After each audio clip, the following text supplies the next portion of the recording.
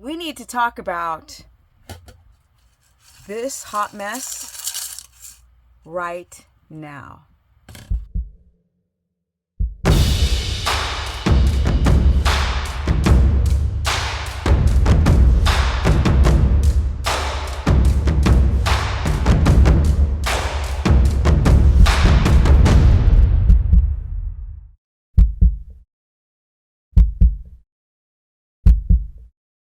What's up, everyone? Welcome to my humble channel. Let's get into it.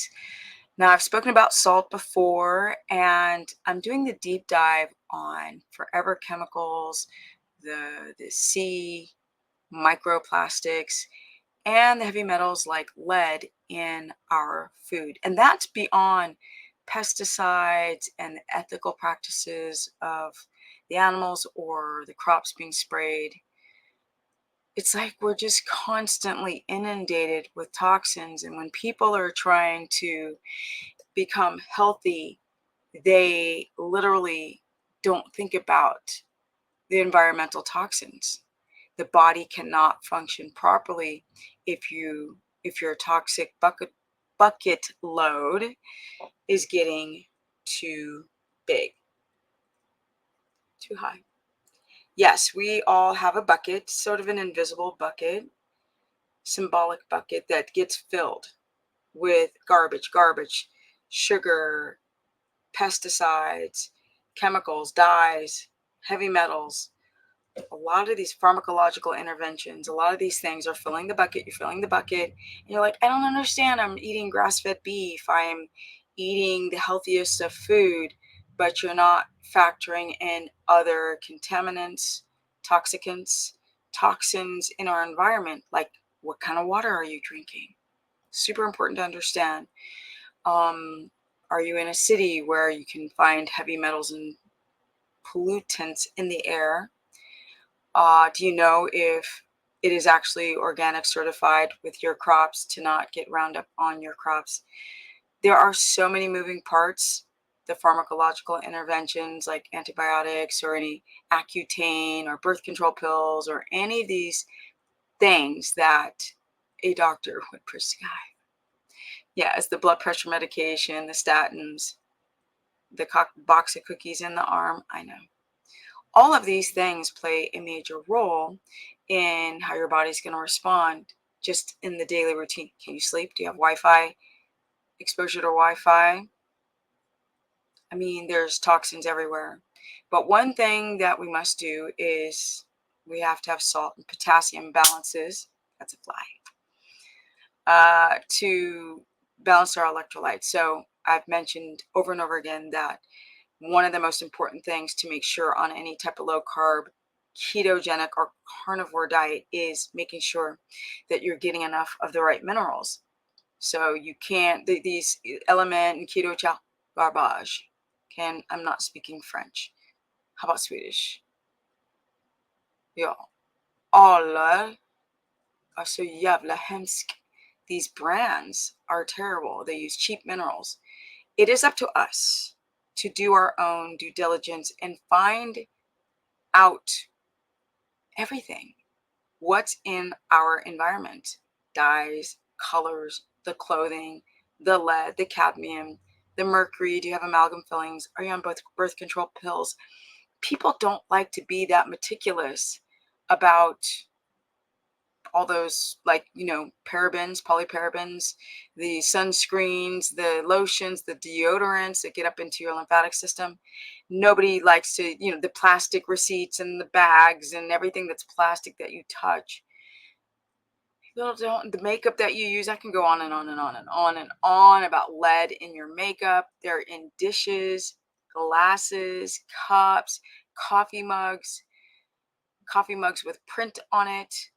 And these are massive neurological issues, major neurological issues, depression, kids who are born with the autism, and also it jacks up not only your immune system, but your reproductive system, because we're just loaded in chemicals and then metals like lead.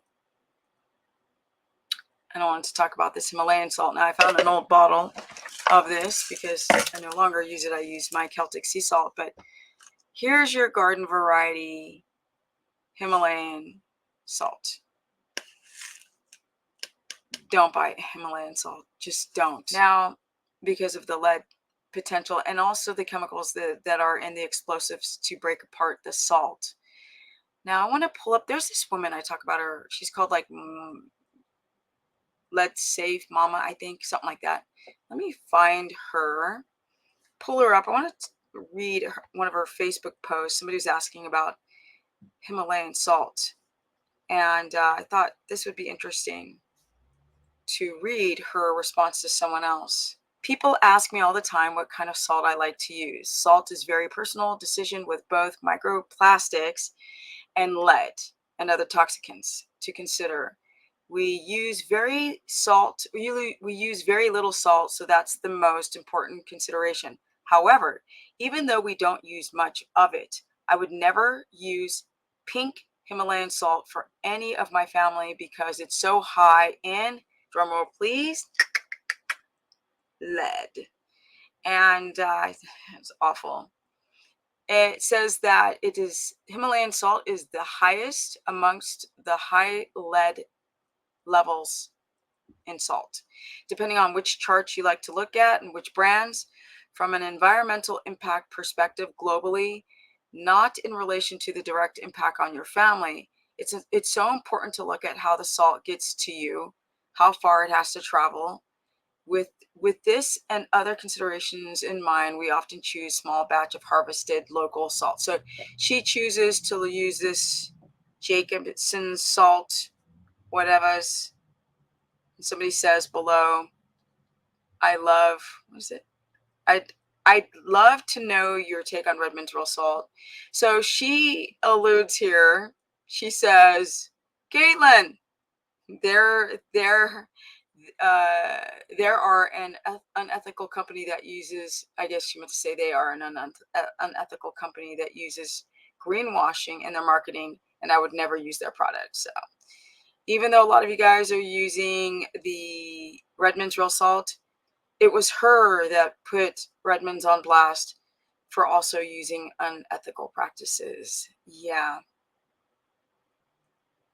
But people are using different things. Somebody mentioned in one of my consultations some like lake pooled in these little pools, which Celtic sea salt is pulled into these lakes and then from the sea and then filtered several times so you don't get the microplastics from the sea.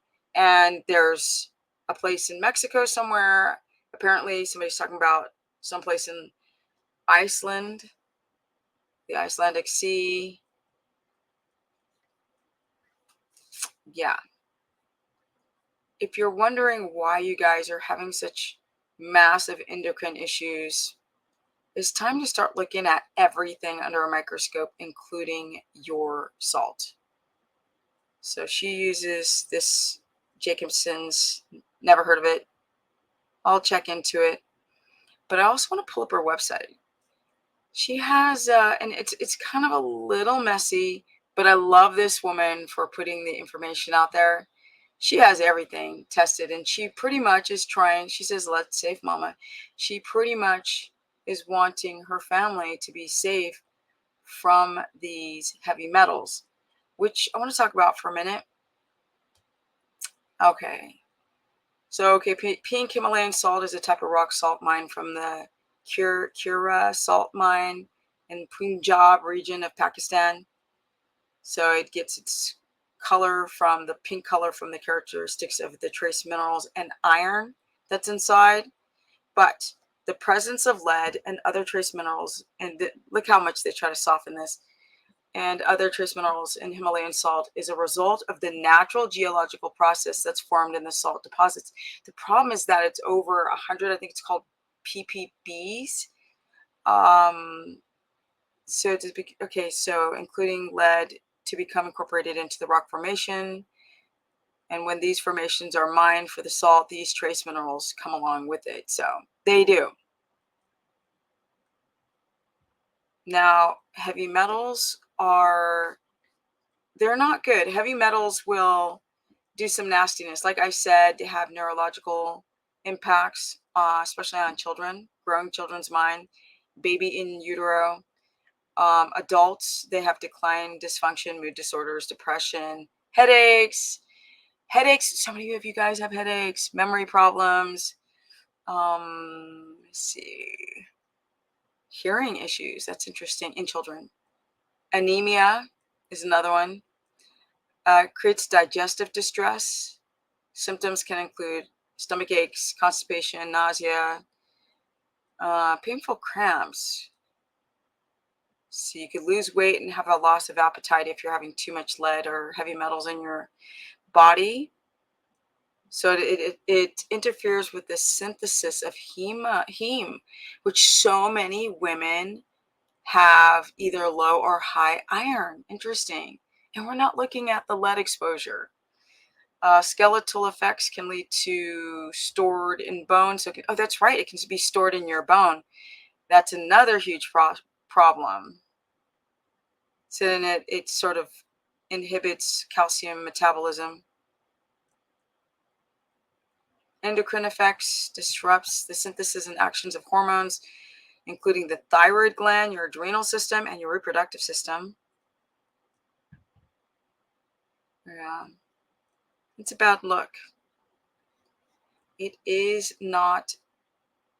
I really think that people should start to pay more attention. My horse is like trying to pull up in the door. I'm so distracted. Things are beeping. My horse is pulling on the door. Because it's dinner time. That horse, it's 5 o'clock. 5 o'clock we eat. You don't do videos at 5 o'clock. Oh my goodness. Okay, so let me pull up her site. She's very interesting because she has a list of like products and toys and dishware, and kitchen stuff, plastics. That lead sucks. Really sucks. So as you can see, this is lead-free mama. And she goes into all the products. She goes into lead testing, articles on salt, chocolate, KitchenAid, shellfish. Somebody said that they are shellfish because I'm having you guys do shellfish for your thyroid. Very interesting, shellfish. Let me see. Crystals, pottery. So it's in popular brands like Starbucks, Pottery Barn, baby products, food and beverages, supplement packaging, and brands like, of course. So we've got bottled water, olive oil, peanut butter, and they found lead in the packaging of your very, very pushed by me Kerrygold. Kerrygold butter. Vintage toys, teacups, baby bottles, costume jewelry, Christmas decorations, Easter and Halloween, bone broth, coffee, chocolate. I'm telling you, you guys, I'm gonna get at that horse. So I really, really encourage you guys to go check out her website. I will link it below. And yes, it is definitely time for you guys to go outside of the grass-fed, pastured, reverse osmosis, like I live in nature, and start looking at your exposure to microplastics, sea plastics, forever chemicals, and lead. Because it could be the reason why your thyroid's not getting better. It could be the reason why your sex hormones are tanking, and you wouldn't even think about it being in this stuff. So the Himalayan salt's got to go. And you can read about this salt, the Redmond's Real Salt, on her site. I do the Celtic sea salt. We need the salt, potassium, magnesium, and some people calcium balance for our electrolytes. And I'm out. If you guys want to learn more, go to stephanieperson.com. This content will be in the 30-day challenge. I also have a month-to-month subscription. You can book a consultation. My Instagram is Stephanie Ketogenic. And I'm out because I got to go feed these animals where this big-ass horse is trying to open up my bathroom door. And I'm out. I'm very out. Literally. Peace. Well, hello, handsome. How are you? What are you doing? You silly horse.